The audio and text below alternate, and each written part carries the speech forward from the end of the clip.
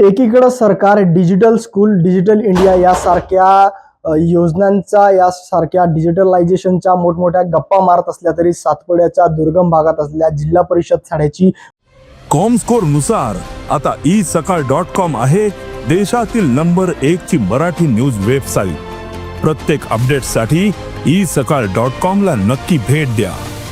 भंगार अवस्था सध्या समोर आलेली आहे।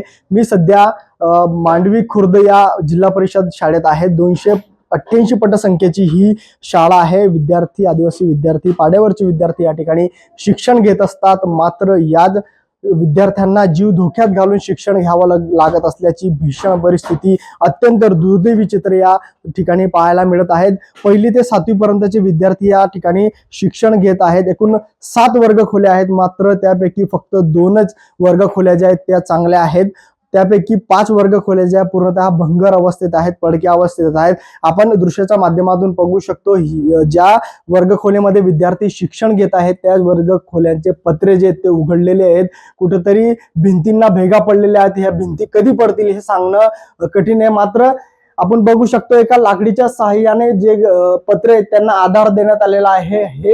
ही जी परिस्थिती आहे अत्यंत भयानक अशी परिस्थिती आहे। कधीही पडू शकतं, विद्यार्थ्यांना धोका या ठिकाणी निर्माण होऊ शकतो। मात्र पर्यायी व्यवस्था नसल्यामुळे या विद्यार्थ्यांना या ठिकाणी शिक्षण घ्यावं लागत असतं।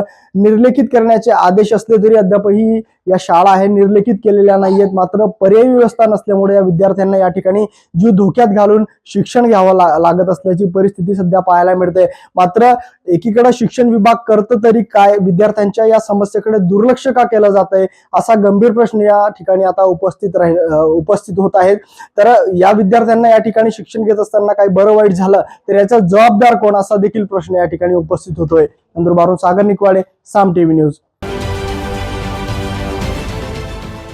देश विदेशातील प्रत्येक घडामोडींचे लाईव्ह अपडेट मिळवण्यासाठी आता साम टीव्हीच्या सर्व सोशल मीडिया प्लॅटफॉर्मला लाईक, फॉलो आणि सबस्क्राईब करा। तसंच सर्व नोटिफिकेशनसाठी बेल आयकॉन प्रेस करायला विसरू नका।